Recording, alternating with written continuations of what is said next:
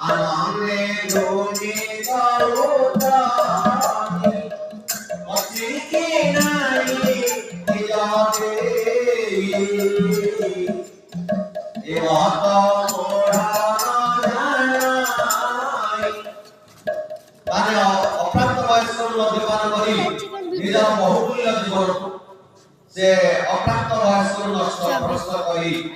সে কেবলমাত্র সুখরে মদ্যপান কোন মদ্যপান